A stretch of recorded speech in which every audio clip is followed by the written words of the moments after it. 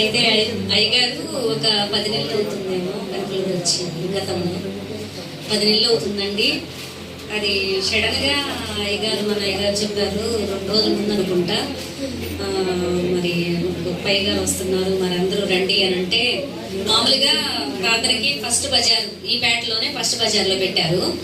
అయితే అందరితో పాటు వచ్చిన అంతకు ముందు నాకు సహజంగా మనం ఆడాళ్ళం కాబట్టి కొంచెం కడుపులో నొప్పి వస్తుంది, నాకు బాగా పత్తు కడుపులో నొప్పి వస్తుంది.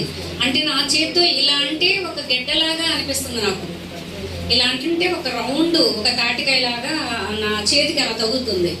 అయితే నాకు అనిపించింది, చాలా బాధపడుతున్నాను, ఏంటి ఇలాగా నా దగ్గర రూపాయి లేదు, ఏదన్నా జరగడానికి ఏదన్నా జరిగితే ఏమన్నా ఆపరేషన్లు అలాంటివి ఉంటాయి కాబట్టి అలాంటివి అయితే నా దగ్గర డబ్బులు లేవు, ఏం చేయాలి అని చాలా బాధపడుతూ కూడా రాత్రిపూట ఏడ్చుకుంటూ ప్రార్థన చేసుకుంటూ, గొప్ప దేవుడు కదా ప్రభు నువ్వు, మరి ఇది నాకు ఏదైతే ఉందో నాకు తగ్గిచ్చేయండి, ఇప్పటి వరకు కూడా నా ఆరోగ్యం చాలా మంచిగా చూసుకున్నారు, అది నీ చిత్తం అనేసి నేను ప్రార్థన చేసుకుంటున్నాను. ఎందుకంటే మనం ఆడవాళ్ళం కాబట్టి కొన్ని శరీరాల్లో మార్పులు వస్తూ ఉంటాయి కాబట్టి ఆ రూట్లోనే ప్రభు అది నీ చిత్తము, నీ మీద వదిలేశాను నా భారం అంతా, నా బాధ అంతా అని కూడా నేను అనుకుని ప్రార్థన చేసుకుంటున్నాను. మన అయ్యగారు ఆ రోజు ఫస్ట్ బజార్లో ప్రార్థన పెట్టినప్పుడు ఇలాగే మనకు అంతా అయిపోయిన తర్వాత ప్రార్థన చేస్తున్నారు. అప్పటికే నేను కూర్చోలేకపోతున్నాను, అసలు కూర్చోలేకపోతున్నాను, నుంచోలేకపోతున్నాను.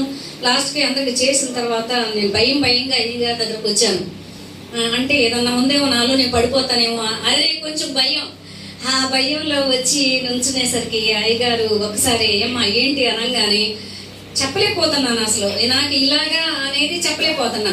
అయినా సరే అయ్యా నాకు ఇక్కడ అంటే నాకు ఆయాసం కూడా వస్తుంది, నాకు ఇక్కడ చాలా బాధగా ఉంది అయ్యా, 2-3 రోజుల నుంచి బాధపడుతున్నాను అని చెప్పాను. అప్పుడు ఎక్కడ అన్నప్పుడు అయ్యగారు ఇక్కడ అసలు స్పీడ్గా, అంటే నాకు అట్లా అనిపించింది, అయ్యగారు ఎలా కొట్టారో నాకైతే తెలియదు కానీ నాకు అనిపించింది ఆ బాధ వల్ల 3 సార్లు కొట్టారు. ఇలాగా 3 సార్లు కొట్టి ఇలా పట్టుకుని అమ్మ తగ్గిపోయిద్ది అనేసి ప్రార్థన చేసి పక్కన నుంచోమ్మా చెక్ చేసుకోమన్నారు. సరే ప్రార్థన చేసుకుంటూ నుంచున్నా, అందరికీ చేస్తున్నారు. అయినా నాకు బాగా ఎక్కువ వచ్చేసేస్తుంది. ఏంటి అయ్యగా చెక్ చేసుకోమన్నారు, నాకు ఎక్కువగా వస్తుంది అసలు చాలా అన్నమాట. అప్పుడు అమ్మాయి నేను అందరమే కలిసి భోజనం చేస్తాం, భోజనం కూడా ఎక్కువ తినలేకపోయాను, ఆ బాధకి బాధ ఎక్కువగా ఎవరికి చెప్పుకోలేని బాధ అది. మళ్ళా దగ్గరికి వెళ్ళి నుంచుంటే ఏమ్మా ఎలా ఉంది అంటే, కానీ నాకు బాధ ఉంది కానీ పర్వాలేదయ్యా అని చెప్తున్నా పైకి.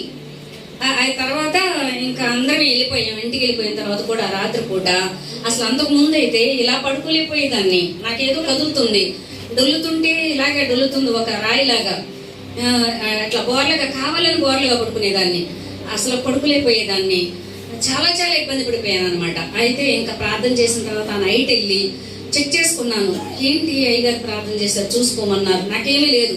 ఆ 2వ రోజు ఏమీ లేదు, అలాగే ఉంది. మళ్ళీ 3వ రోజు ప్రభువా ఏంటి ప్రభువా నీవు గొప్ప బిడ్డ వచ్చి పంపించావు, నువ్వు నీ హస్తం వేసి నన్ను ఆశీర్వదించావని నేను నమ్మాను, ఏంటి ప్రభు ఇంకెక్కువగా వచ్చేస్తుంది నాకు అని అంటే, నాలో నాకే నిదానం అనేది నాకు అనిపిస్తుంది, అంటే నిదానంగా తగ్గుద్ది అనేది. ఇక తర్వాత 3 రోజుల తర్వాత 4వ రోజున నాకు అసలు ఏమీ లేదండి, తగ్గిపోయింది. ఇప్పుడు వరకు నేను చాలా ఆరోగ్యంగా ఉన్నాను.